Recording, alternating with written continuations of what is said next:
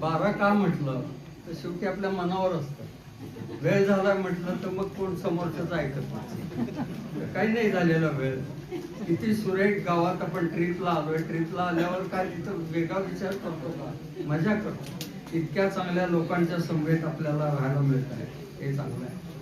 तेव्हा ज्ञानकोशकार श्रीधर व्यंकटेश केतकर यांच्याबद्दल पुढे ज्यावेळेला कधी काही लिहिलं जाईल त्याला असं लिहिलं जाईल की अरे असा हा साहित्यिक होता की ज्याच्यावर एक दिवसाचं प्रथम साहित्य संमेलन झालं आणि ते झालं ते या नागेवाडीला झालं आणि त्याला आम्ही हजर होतो असं जोरात तुम्ही काय. आणि त्याची कल्पना ते सगळं ज्यांनी आयोजित केलं त्यांच्याबद्दलची मी कृतज्ञता म्हणून प्रथम आदरणीय शिरीष चिटणीस यांचा मी सत्कार करतो.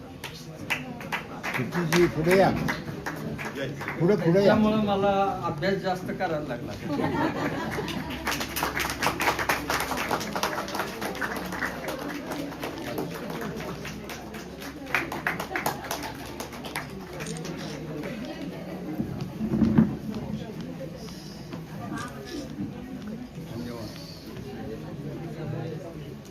आदरणीय शिरीष चिटणीस केतकर कुल महासभेचे अध्यक्ष प्रकाश केतकर, संमेलनाचे उद्घाटक प्राध्यापक देवानंद सोनटक्के, साहित्य संस्कृती महामंडळाचे सदस्य श्री आणि 99व्या मराठी साहित्य संमेलनाचे सर्वेसर्वा श्री विनोद कुलकर्णी, चिपळूणच्या लोकमान्य टिळक वाचनालयाचे मुख्य प्रवर्तक श्री प्रकाश देशपांडे, विद्यार्थ्यांमध्ये रममाण होणाऱ्या बालरंजन केंद्राच्या मार्गदर्शिका व माजी नगरसेविका सौ माधुरी सहस्त्रबुद्धे, केसरीमधले सर्वेसर्वा असलेले स्वप्नील पोरे, आमचे उत्कर्षचे सुधाकर जोशी, हे सगळी आपली व्यवस्था बघतायत. त्यांच्यासाठी एकदा टाळ्या वाजवा. ते सकाळचे मुकुंद फडके, श्रीराम नानल आणि सर्वजण. मी श्रोतेहो म्हणतो, मुलांना ऐका, विशेषतः मुलींना. श्रोतेहो म्हटलं की मला एका शाळेतलं उदाहरण आठवतं. एका शाळेमध्ये इन्स्पेक्शन होती आणि आपल्याला माहिती इन्स्पेक्शन असली की गुरुजी फार सोपा धडा निवडतात की जरा चांगला फीडबॅक यावा आणि रेटिंग चांगलं मिळावं. म्हणून जबरदस्त तयारी झाली होती. पताका लावल्या, त्या रांगोळ्या आज घातल्या तशा घातलेल्या होत्या, सगळं झालं. वर्गामध्ये ज्याचा पहिला नंबर होता, ही वॉज इन 2 माइंड्स, द्विधा मनस्थितीत होता.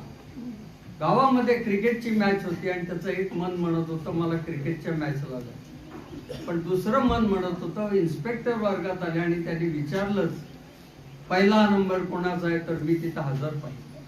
शेवटी त्याने एक युक्ती केली आणि मित्राला सांगितलंय, बघ मी जातो क्रिकेट मॅच, इन्स्पेक्टर शाळेत येत आहे. अगदी आपल्याच वर्गावर आले आणि त्यांनी काही विचारलंच पहिला नंबर कोणाचा आहे, तर तू बरा त्यांना काय कळत. पण हा पट्टा केला क्रिकेट मॅच. इन्स्पेक्टर शाळेत आले, नेमके त्याच वर्गावर आले आणि त्यांनी फळ्यावर अतिशय सोपा प्रश्न दिला आणि विचारले, येस पहिला नंबर कोणाचा आहे. त्याला हा डुप्लिकेट इन ऑफ ओरिजिनल उभा आहे, तो खरा नव्हता आणि त्याला काही उत्तर देता आलं. इन्स्पेक्टर म्हणल्यावर तुझा पहिला नंबर ना, आणि एवढं उत्तर देता येत नाही सोप्या प्रश्नाचं. तो म्हणला, सर मला माफ करा, खरा जो हुशार विद्यार्थी तो गेलाय क्रिकेट मॅचला, पण त्यांनी मला असं असं सांगितलं होतं म्हणून मी हा प्रयत्न केला, मला माफ करा. त्यावेळेला त्यांनी क्लास टीचरच्याकडे पाहिलं आणि म्हणले, सर तुमच्या कसं लक्षात आलं नाही याचा पहिला नंबर नाही. क्लास टीचर म्हणले, मला माफ करा, खरे क्लास टीचर आहेत ते गेलेत क्रिकेट मॅच. त्यांनी सांगितलं होतं तुम्ही नुसतं जाऊन तिथं हजर राहा, बाकी सगळी तयारी केली, तुम्हाला काय करायचं कारण नाही. ते इन्स्पेक्टर फार रागवले, अतिशय चिडले आणि म्हणाले, आज जर खरे इन्स्पेक्टर इथं आले असते तर.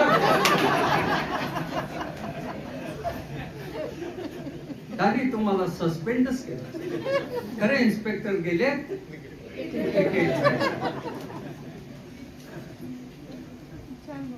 याचा फरक काय माहिती का, इंग्रजीमध्ये 2 शब्द आहेत, हिअरिंग अँड लिसनिंग.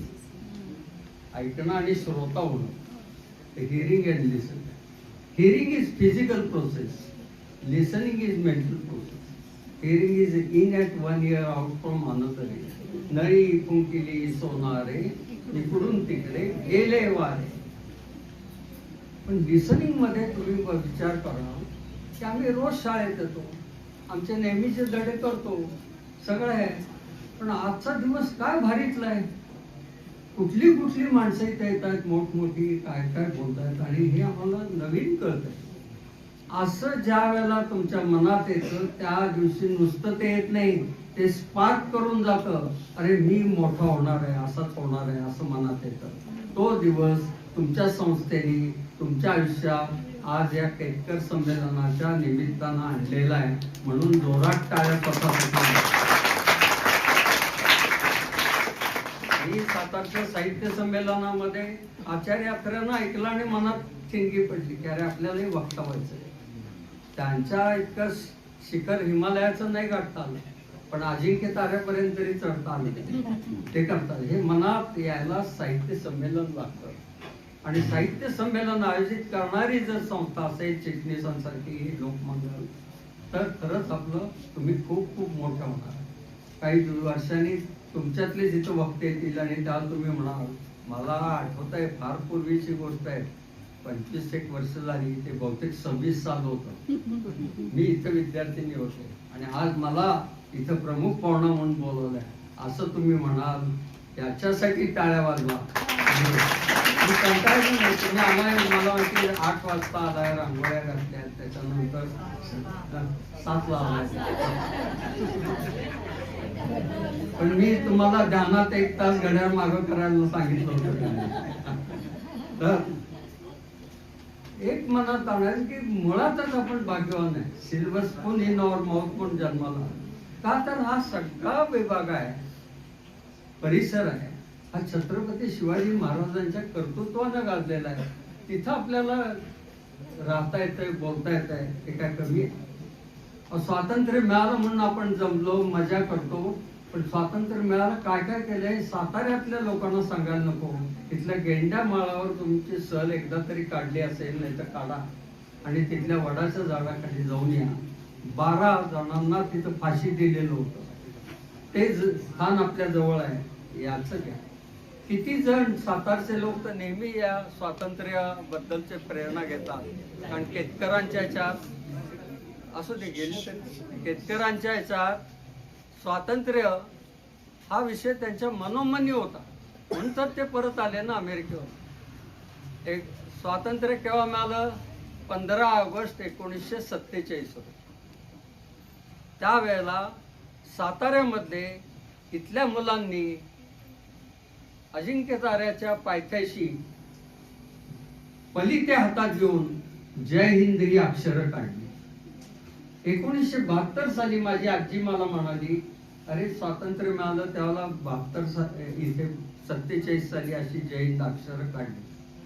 मी म्हटलं मग मी आता करतो ना, आता 25 वर्ष झाली, कुठल्या बेसावस्थेने मी असं बोललो मला कळत नाही, करतो म्हटलं. आणि ते किती अवघड होतं ते नंतर कळलं. त्याला मग स्टुडिओत जाऊन मी म्हटलं जय हिंद अक्षर अजिंक्य तारावर काढायची आणि गावातनं दिसायची, म्हणजे एक एक अक्षर केवढं पाहिजे? तर त्यांनी सांगितलं 70 फुटाचं पाहिजे. त्याला किती मुलं लागतील, किती अंतरावर पलिता पाहिजे तो? त्यांनी सांगितलं 140 मुलं लागतील. मग 140 मुलांच्या घरी जायचं, त्यांना बोलवायचं, त्याची प्रॅक्टिस घ्यायची, मैदानावर उभं राहून करायचं आणि बिन पैशाचं, 1 पैसा जवळ नाही. पण केतकरांच्या जवळ 1 पैसाही नव्हता, तरी त्यांनी एवढा ज्ञानकोश उभा केला. हे कुठंतरी आपल्याला लहानपणी सुद्धा कळायला लागतं, त्याला अशा कार्यक्रमातून भाग घ्यायला. आमच्याजवळ काही नव्हतं. आम्ही या महाराष्ट्राच्या इकडे जाऊन एरंड तोडून आणलं, सबंध पॅलेस स्ट्रीटवर जाऊन चिंध्या आणल्या, एका हार्डवेअरच्या दुकानदाराला पाया पडलो आणि तुम्हाला एक प्रमुख उपस्थितीमध्ये यायचं आहे म्हटलं, आणि मग तार फुकट आणली. ती सगळे केल्यावर आता एवढ्याला जागा कमी पडायला लागली, कोणाकडे बसेना हे सगळं सामान. मग काय करायचं? नगराध्यक्षांना भेटलो, म्हटलं असा कार्यक्रम आहे, त्याचं उद्घाटन तुमच्या हस्ते होणार. ते म्हणले अरे वा. मी म्हणले हे सगळं ठेवायला आम्हाला एक हॉल द्या ना. मग त्यांनी कॉर्पोरेशन म्युन्सिपाल्टीचंच हॉल वगैरे सगळं दिलं. जिथं काम आहे तिथं पहिलं जाऊन गोड बोलायला आणि मग हेच मार्केटिंग आहे. ते केलं तर सगळं ते मिळालं. मग एक बॅरल तेल मिळालं. एवढं केल्यावर तयारी झाली सगळी. आता त्या दिवशी जायचं तर त्या उतारावर फक्कीनं ते जैनचे हे केले होते, पुन्हा केलं. 4 लीडर केले होते, जचा वेगळा, यचा वेगळा, हिचा वेगळा. आणि त्या इथं आता उभं राहून ते करायचं. तर एकाने सांगितलं तुम्ही हे पलिते इथनं भिजवून वर नेलेत ना तर ते कोरडे होतील वर जाईल, ते गळून जाईल. बॅरल वर नेला पाहिजे. आता बॅरल वर कसा न्यायचा? तर मग आम्ही बघितलं तर रस्ता 2 ठिकाणी खचलेला होता. तो श्रमदानानं तयार केला. एका ट्रकवाल्यालाही म्हटलं तुम्ही प्रमुख उपस्थितीत आहात तर आम्हाला वर न्यायचं काय ट्रक द्या बॅरल. आणि वर नेलं ते त्याच्या आदल्या दिवशी रात्री धुवाधार पाऊस पडला आणि त्या खुणा वगैरे गेल्या. पण खचून जायचं नाही. सगळे गेलो आणि त्या जैनच्या अक्षरामध्ये सगळे उभे राहिले. गांधी मैदानावर सातारच्या नगराध्यक्ष अप्पासाहेब आहेरराव होते, कलेक्टर होते, सगळे होते. आणि त्या 4 लीडरनी शिट्टी मारल्यावर अशी ती अक्षर खाली बसूनच करायचं होतं, पण उतारावर उभं राहता येत नव्हतं. ती जय य हिंद अशी 4 अक्षर उमटल्यावर संपूर्ण सातारा शहरातनं टाळ्या, जैनच्या घोषणा, शिट्ट्या इतकं झालं. हे सगळीकडे ते डोंगरावर राहायचे तसं, खाली यायचे तसं. राहिलेले लोकही बाहेर आले आणि तेही बघायला लागले. इतका आनंद झाला. कलेक्टर तर म्हणले असा कार्यक्रम मी याच्यापूर्वी पाहिला नाही. उद्या ह्या 150 मुलांना माझ्याकडे पाठवा, त्यांना मी जेवण देणार आहे. आणि कलेक्टरनी आम्हाला बासुंदीचं जेवण दिलं. जेवताना आम्ही प्रत्येक शेजाऱ्याला म्हणत होतो आणले का कलेक्टरची बासुंदी घ्या. देशभक्ती आहे ही त्या त्या काळात त्या त्याप्रमाणे आपल्याला करता येते. हे केतकरांच्या चरित्रातनं शिकायचं. त्यांनी इथे येऊन ते केलं. नुसतं केलं असं नाही हो. ब्रिटिशांचं सरकार आहे, त्यांना पत्र लिहून कळवलं की तुम्ही बेकायदेशीर आमच्या इथं राहतात. कोण करेल असं? ते म्हणले हे काय हे पत्र? ते म्हणले इंग्लंडच्या पार्लमेंटमध्येच झालंय की आता एक कॉलनीला आहे, त्यांना स्वातंत्र्य दिलेलं आहे आपण, तर तुम्ही इथनं ताबडतोब जा आणि तुमची उत्तरं मराठी सही असलेली दिली तरच मी स्वीकारेन, इंग्रजी चालणार नाही असं ब्रिटिशांना सांगितलं. काय ताकद आहे ही? मानो न मानो पण हे केलं ना त्यांनी. मुलांनो, तुम्हाला मोठं व्हायचं आहे ना, मी अगदी थोडक्यात केतकरांच्या सारखंच तुम्हाला तंत्र सांगतो. 10वी पर्यंत नक्की व्हायचं आहातच तुम्ही. हात वर करा. सगळ्यांना वाटतंय 10वी पर्यंत व्हायचं. हात वर करा. 10वी 12वी आहे, 21वी आहे ती पण. 8वी 9वी 10वी. हो, मग 10वीचे होणार ना. 10वी मी होणार किमान.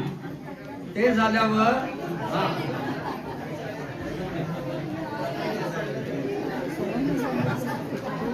बस ठीक आहे. 10वी झाल्यावर पदवीधर किमान व्हायचं. का तर आता केतकरांनी जो प्रकार केला की जागतिक वर जायचंय आपल्याला, तर जगामध्ये पदवी नसेल तर परत पाठवून देतात. त्यामुळे किमान पदवीधर हे व्हायचंच आहे. आणि सातारच्यानं मी सांगायला नको, जिथं कर्मवीर भाऊराव पाटलांनी काही नसताना हे सुरू केलं. मी रयतचा विद्यार्थी आहे. मी इतका भाग्यवान आहे की शाळेत न्यू इंग्लिश स्कूलला मी आज जात असताना कर्मवीर भाऊराव पाटील बाहेर पडायचे आणि आम्ही त्यांना वाकून नमस्कार करतो. खादीचे कपडे, हातात दंडा घेतलेला, असं व्यक्तिमत्व होते. आणि भाऊराव पाटलांचं जे धोरण होतं ते श्रीधर व्यंकटेश केतकरांचं धोरण होतं, हे लक्षात येईल. म्हणून आपण पदवीधर, त्याच्यानंतर पदवीधर होताना त्यांनी काय केलं होतं? भाऊराव पाटलांनी पैसे नाहीत म्हणून थांबू नका, स्वावलंबनाने शिका, कमवा आणि शिका, हे धोरण त्यांनी दिलं होतं. हे आपल्यालाही आता करता येतं. तुम्ही काही करत कुठलंही हे करता येतं. मी बँकिंगचे रिक्रुटमेंटचे इंटरव्ह्यू घेत होतो. मुलींनो, तुम्ही नीट ऐका. बँकेत नोकरीला द्यायचंय त्याच्या मुलाखती घ्यायला मी होतो आणि एक जण माझ्या पुढे आला. त्याला म्हणलं तू शिकलास किती? तो म्हणला एमकॉम. म्हणलं छान आहे. मग म्हणलं एमकॉम होऊन बघतोय तर तुला 1.5 वर्ष झालं, या 1.5 वर्षात तुला काही कमवता आलं नाही का? तो म्हणला नाही का? तो म्हणला अप्लाय नो रिप्लाय चालू. मी सगळीकडे अर्ज करतो पण मला नोकरीच मिळत नाही.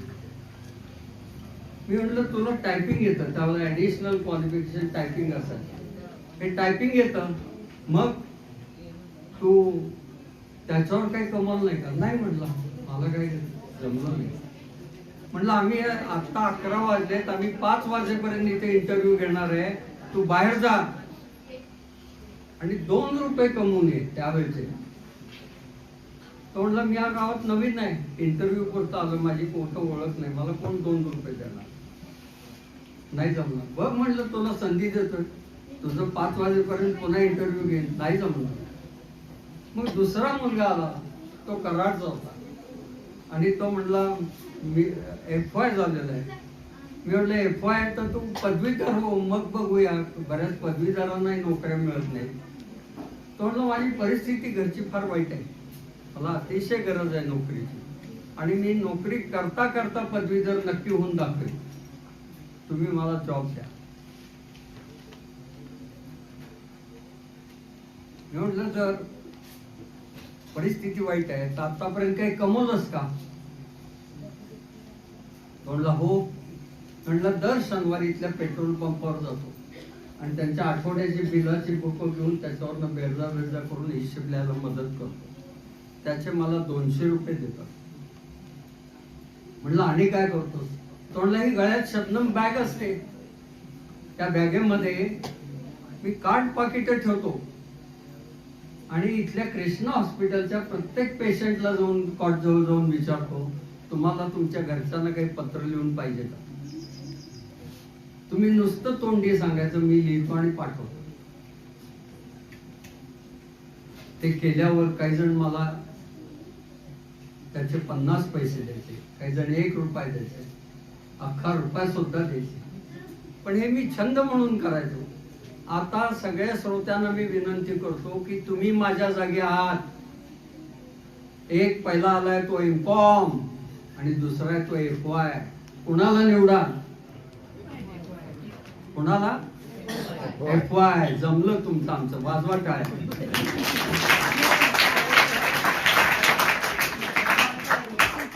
हेच केतकरांनी केलं. माझ्या आधीच्या 9 वक्त्यांनी जे सांगितलंय त्याला मी संपूर्ण त्याला पाठिंबा आहे माझा, म्हणून मी सबंध ते रायपूरला वगैरे जर्नल सांगणार नाही. पण हे महत्वाचं, ते म्हणले उद्या काय याची मी चिंता केली नाही अमेरिकेत. उद्याच आता मला भूक लागली, काहीतरी पैसे पाहिजेत ना, चला शेतात जायचं, बटाटे काढून दिले, त्याचं लॉज दिसला तिथं जाऊन म्हणले मी व्यवस्थापन करतो, उद्या येऊ का? पडतील ती कामं त्यांनी केली. आणि आम्ही रयतमध्ये हीच मुलांचं पाहिलेलं होतं. सातारला शिवाजी कॉलेजमध्ये मी होतो, तिथले विद्यार्थी शेताचे काय, यांचे जनावरं पाळली होती, म्हशी, त्यांचे दूध काढणं वगैरे हे ते करायचे. असं सगळं तिथे चाललेलं होतं. आणि विद्वान किती होते हो. 9वी मध्ये असताना त्यांनी 10वीचा पेपर लिहिला होता आणि त्यात ते पासही झाले होते. हे फार महत्वाचं आहे. म्हणजे स्वतःच असं नाही, पुढचंही मी हे करत राहील, ते त्यांनी निश्चितपणे केलेलं होतं.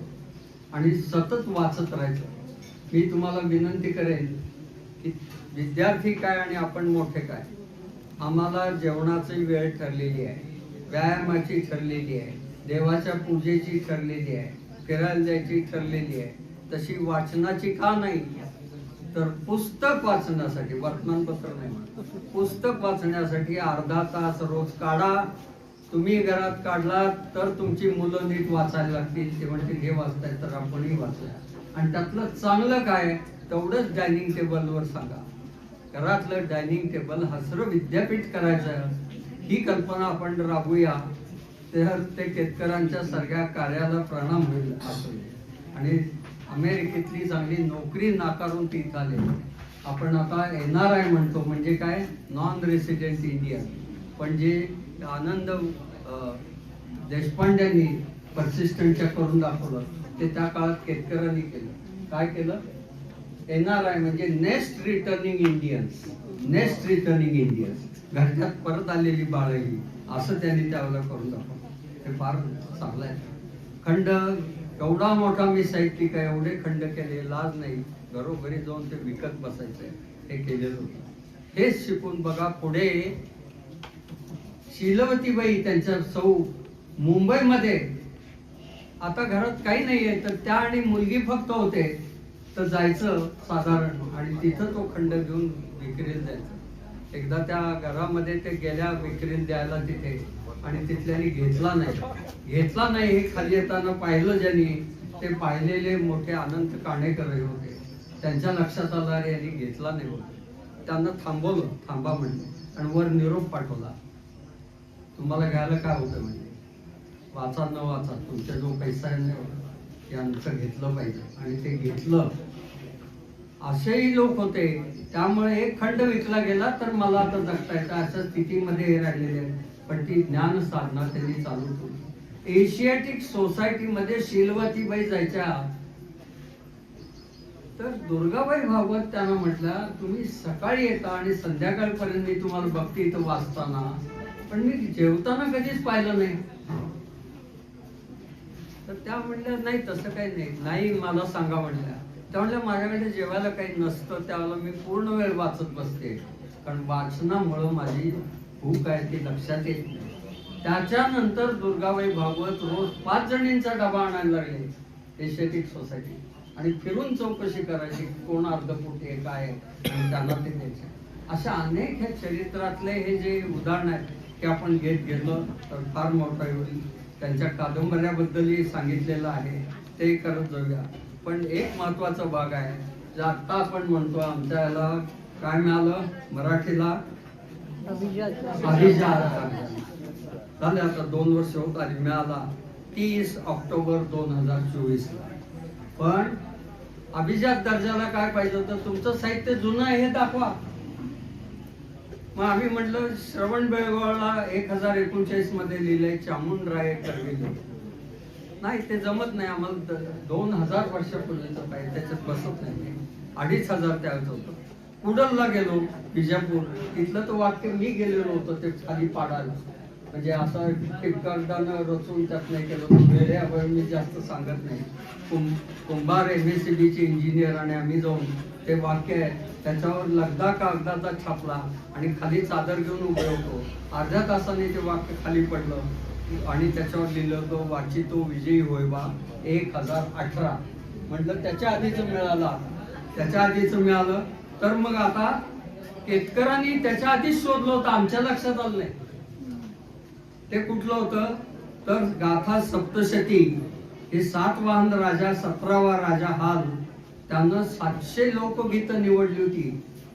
शेतीत काम करणारे कामगार आणि विशेषतः महिला कामगार स्त्रिया या आपल्याला श्रम पडू नयेत म्हणून गात कामं करायची. ते जे शब्द होते त्याचं एकत्रित करून त्यांनी ही गाथा सप्तशती काढली होती, आणि ती आदरणीय नरेंद्र मोदींच्या यानं त्यांनी 2500 वरनं 2000 वर आणलं. त्यामुळे हे दोन्ही जमून गेलं आणि आपल्याला आता हे मिळालं अभिजात दर्जा. पण हे त्यावेळेला केतकरांनी लिहिलेलं होतं, हे फार महत्वाचं आहे. त्या केतकरांचं त्या मी खरं सबंध त्यातल्या गाथा सप्तशतीतल्या काय त्यातले 1-2 सांगतो की किती मजा असते ती बघा. त्याच्यात की दारिद्र्य असलं तरी पती स्वाधीन असण्यात स्त्रीची श्रीमंती असते, तिथे गाण्यात केलं. त्याच्यानंतर माहेरची माणसं थाटामाटात आलेली त्या बाईला आवडायचं नाही. माहेरची माणसं थाटामाटात आली ते बाईला आवडायचं नाही, कारण गरीब आमच्या नवऱ्याचा अभिमान जपायचा ती प्रयत्न करायची. त्याच्या पुढे आमची गरिबी असं वाटता कामा नये असं त्या एकदा वाळत घातलेल्या फाटक्या कपड्यातनं, पुन्हा सांगतोय की आपल्याला अभिजात दर्जा मिळाला त्यातल्या ओढी आहेत, वाळत घातलेल्या कपडे आहेत त्यातल्या यातनं पाणी पडतंय, ते फाटके कपडे असतात त्यातलं पाणी पडतंय. त्याला हा कवी म्हणतो की त्यांच्या श्रमाचे हे थेंब खाली येत आहेत असं मला काय साधं नाही असं साहित्यातनं आपल्याला. आणि दरिद्री कुटुंबातल्या वधूला डोहाळे सांग म्हटल्यावर तिच्या मनात येतं काही उगीच सांगितलं तर आपल्या घरात आता इथे त्रास होईल, काय करायचंय. तर ती म्हणते, आणि भाऊ बंदकीचे टोमणे मारत असतात सारखं, तसं नको आहे म्हणून ती म्हणते नाही मला पाणीच घ्यावं वाटतंय, पाणीच घ्यावं. पाण्यावरती डोळे बाबवते. हे सगळं दिलंय. आणि शेतकऱ्याच्या बद्दल लिहिलंय, शेतकरी कर्जात जन्मतो, तो कर्जामध्ये जगतो आणि पाठीमागे कर्ज ठेवूनच जातो, असं त्यावेळेचं वर्णन केलंय. ते आज खरं दिसतंय. असं ही गाथा सत्य सांगावं तितकं थोडं आहे. आणि आपण ते सगळ्यांनी आज दिवसभरात याच्या नंतरच्याही वक्त्यांच्या इथनं ते मिळणार आहे, ते आपण करत राहू. पण नव्या जगाचे द्रष्टे विचारवंत म्हणजे कोण होते, तर डॉक्टर श्रीधर व्यंकटेश केतकर होते. ते त्यावेळेला जे म्हटले ते खरं होत आहे. त्यांनी 1930 मध्ये म्हणून ठेवलंय की जातीयता संपणार आहे. आणि ती कशामुळे संपणार आहे, जात सुरूच कशी झाली हे त्यांनी दिलंय की भीतीपोटी लोक जनावर आपल्याला मारतील म्हणून जे एकत्र आले ती टोळी झाली, ती पहिली जात झाली. तिथे एकत्र राहायला एकत्र राहिले. तर आता त्यांनी सांगितलंय अति श्रीमंत लोक, अति बुद्धिमान लोक हे आता एकत्र यायला लागतील, त्यांच्या जाती बघितल्या जाणार नाही. आणि आता आपण अमेरिकेत ते बघतो की आपला कोकणस्थ ब्राह्मण पण कोकणात दुसरी दक्षिणेकडची मुलगी त्यांचे लग्न होतात का, तर ते एका दर्जाचे झाले असंही त्यांनी दिलेलं होतं. मग आपण शेतकऱ्यांच्यातनं अजून एक लक्षात घ्यायचं आहे सगळ्यांनी, ते म्हणजे सतत कामात राहायचं, कामात राहायचं. किती तास त्यांनी काम केल्याला येत नाही, कामात राहा, कामात राहा. माझं आवडतं उदाहरण सांगतो की पुण्यातल्या आम्ही पाणी पितो इतक्या चांगल्या उन्हाळ्यात सुद्धा, त्याचं श्रेय आहे ते श्री विश्वेश्वरय्या यांना आहे. विश्वेश्वरय्यांनी ते ऑटोमॅटिक दरवाजे काढले धरणाचे म्हणून आहे. आमच्या इथं पाण्याचा तुटवडा नाही, त्यामुळे होतं ते असं. तर त्यांचा 98वा वाढदिवस होता. त्यावेळेला पत्रकारांनी त्यांना विचारलं, तुमचं वय आता 98 झालंय, तुम्हाला मृत्यूची भीती नाही का वाटत? तर ते म्हणले तसा यमराज आमच्या घरी आला होता एक दोनदा, पण घरचे म्हणले ते आता कामात आहेत आणि ते कोणालाही भेटत नाही, त्यामुळे यम परत गेला. एवढं लक्षात ठेवा, कामात राहा, कामात राहा. आम्ही नागेवाडीला जाऊन काय ठरवलं, त्याच्या पुढे कामात राहायचं. मला कंटाळा आला हा शब्द कधी म्हणायचा नाही. अरे ठरवलं तरी खूप खूप म्हणजे आता लक्षात घ्या, तिथनं गेल्यावर काय सांगायचंय. आम्ही अशा तीर्थक्षेत्री जाऊन आलो कुठल्या की जिथे श्रमाला महत्व दिलं जातं. मराठी शाळा इतके भरभरून चालते हे आम्ही आज बघून आलो म्हणायचं. ती स्थिती इथं आहे, ते चांगलं आहे, ते झालंय. श्रमाला महत्व देतात, त्या ठिकाणी आलेलं आहे. आणि चिटणीसांना स्वतःला शाळेमध्ये ऍडमिशन मिळत नव्हती कोल्हापूरला. त्यांची आई आत ऑफिसमध्ये रडत होती की माझ्या मुलाला ऍडमिशन द्या, ऍडमिशन द्या. आणि ते त्यांनी पाहिलेलं आहे. त्यामुळं ऍडमिशन नाहीये हा शब्द ज्या संस्थेत नाहीये ती संस्था म्हणजे नागेवाडीचं हे लोकमंगल हायस्कूल आहे. अशा शाळेत आम्ही जाऊन आणि त्यांना ऍडमिशन का नाहीये काहींना मिळत, तर त्यांना राहायला घर नाही, कामगार येतात वेगवेगळ्या. तर इथले शिक्षक जमदाडे आणि त्यांची टीम त्यांना ते घर बघून देतात, खोली बघून देतात, तिथं राहायची सोय झाली, आता ऍडमिशन घ्या म्हणतात. इथपर्यंत करणाऱ्या या संस्थेमध्ये आम्ही जाऊन आलो. कोणत्या क्षणी जाऊन आलो, तर केतकरांनी जो ज्ञानकोश लिहिला त्याला बरोबर 100 वर्ष झाली, त्या वर्षामध्ये जाऊन आलो. हे तुम्ही सांगायला पाहिजे, ते केलेलं आहे. आता त्रिवेणी संगमातनं आपण चालू. तर माझं 12 पानाचं लेखी भाषण आहे, ते मी यांना देणार आहे. म्हणजे त्यांनी म्हणायला नको की यांना अध्यक्ष केलं पण वरवरचं बोलून आणि तुमच्या बोलण्याची व्यवस्था आहे बघून मी आपला ते बोललेलं आहे, तर ते मी त्यांना देईन. सगळ्यात शेवटचा माझा आवडता मंत्र सांगतो, सध्याच्या जगात तुम्ही बुद्धिमान व्हा, कष्ट करा, मोठे व्हा, पण मीपणा कमी करा. मी चॅनल जो घरात वाढलेला आहे त्यानंच घरातले प्रश्न वाढले, ते कमी करा. आपण सगळे पंढरीचे वारकरी आहे. पंढरीला जाताना कसे जातो? ज्ञानबा तुकाराम ज्ञानोबा तुकाराम ज्ञानबा तुकाराम ज्ञानोबा तुकाराम. 2 पावलं पुढे जातो आणि 1 पाऊल मागं घेतो. ज्याला 1 पाऊल मागं घ्यायचं समजलं तोच सध्याच्या काळात पुढे जाऊ शकतो. एवढं लक्षात ठेवा. धन्यवाद.